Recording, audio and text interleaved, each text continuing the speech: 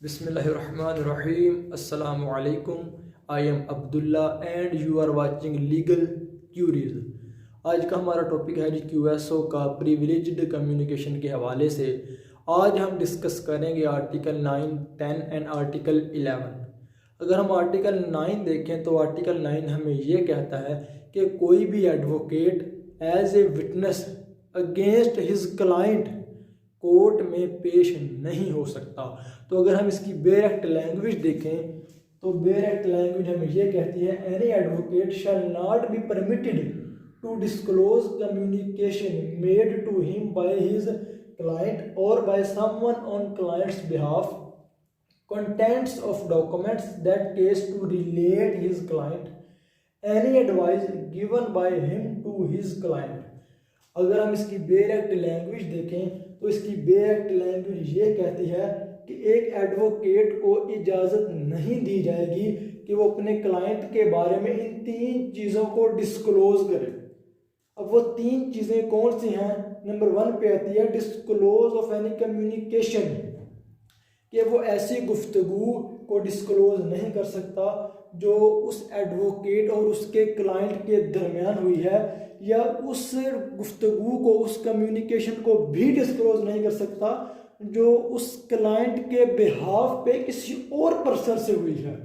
और नंबर 2 पे आता है कि उस एडवोकेट के पास उस क्लाइंट के केस के सिलसिले में जो भी डॉक्यूमेंट्स अवेलेबल हैं, मौजूद हैं, उनका जो कंटेंट है उसे भी डिस्क्लोज नहीं कर सकता।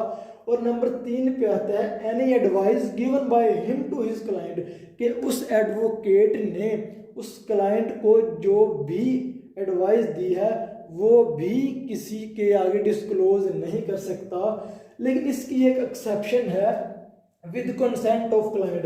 अगर क्लाइंट वॉलंटरीली अपनी मर्जी से ये कंसेंट दे दे एडवोकेट को, तो फिर एडवोकेट को ये 3 बातें डिस्क्लोज करने से दुनिया की कोई भी ताकत नहीं रोक सकती।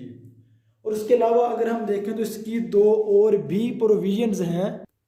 तो ये 2 इसकी जो फर्दर प्रोविजंस हैं वो बड़ी टेक्निकल हैं।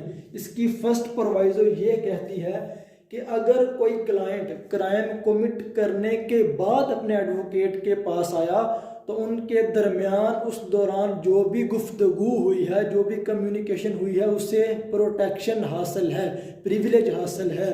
लेकिन अगर क्राइम कमिट करने से पहले कोई क्लाइंट अपने एडवोकेट के पास जाता है और उससे कोई इलीगल एडवाइस लेता है कि जनाब मैं फ़लाँ आदमी की टांग तोड़ने वाला हूँ या मैं फ़लाँ आदमी का मर्डर करने वाला हूँ, तो आप इस सिलसिले में मुझे कोई एडवाइस दें, कोई नसीहत दें, तो एडवोकेट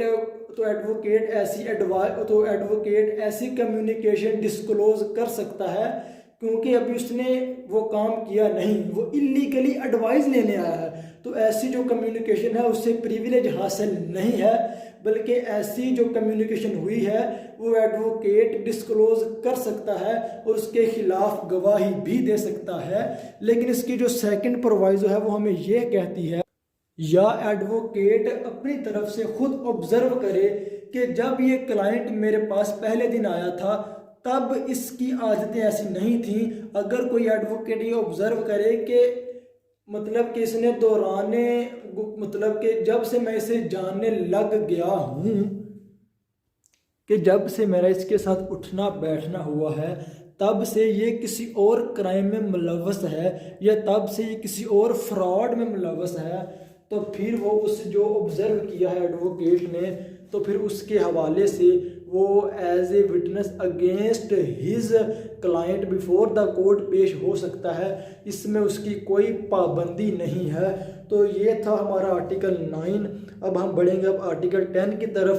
आर्टिकल 10 हमें ये बताता है सिंपली जो प्रोविजंस आर्टिकल 9 में एडवोकेट के लिए है, सेम प्रोविजन बिल्कुल उसके स्टाफ के लिए भी हैं, उसके क्लर्क के लिए, उसके मुंशी के लिए भी वही प्रोविजन हैं जो एडवोकेट के लिए हैं। अब हम बढ़ेंगे आर्टिकल 11 की तरफ कि आर्टिकल 11 हमें क्या कहता है।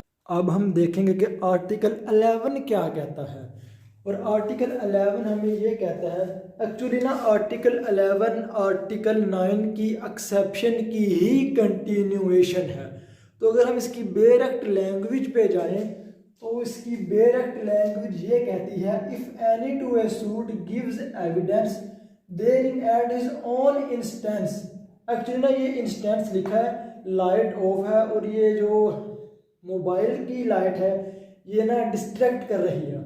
तो ये इंस्टेंस लिखा है आगे, he shall not be deemed to have consented thereby to such disclosure as is mentioned in Article 9. If any party calls advocate as a witness, he shall be deemed to have any if he question shall advocate on matter which. अब ये article 11 कहता है कि अगर कोई client अपनी मर्जी से वॉलंटरीली कोर्ट में चीज़ें खुद ही डिस्क्लोज करना शुरू कर दे तो इसका मतलब हरगिज़ ये नहीं समझा जाएगा कि एडवोकेट को आर्टिकल 9 की एक्सेप्शन के तहत कंसेंट मिल गई, बल्कि नहीं, अगर वो क्लाइंट अपनी मर्जी से ये चीज़ें डिस्क्लोज कर रहा है तो उसको इजाज़त है, उसको कोई रोक नहीं सकता। लेकिन अब एडवोकेट ये नहीं समझेगा कि उसको आर्टिकल 9 की एक्सेप्शन के तहत कंसेंट मिल गई, बल्कि क्लाइंट के पास आर्टिकल 9 की एक्सेप्शन के तहत प्रिविलेज मौजूद है।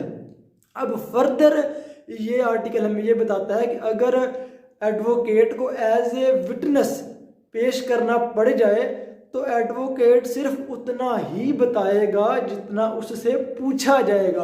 अब वो ये नहीं कहेगा कि अब इसने खुद ही अपनी पोल खोलना शुरू कर दी है, क्यों ना मैं भी तफसील से बताऊं, बल्कि नहीं, क्लाइंट के पास अभी भी आर्टिकल 9 की एक्सेप्शन के तहत वो प्रोटेक्शन प्रिविलेज मौजूद है।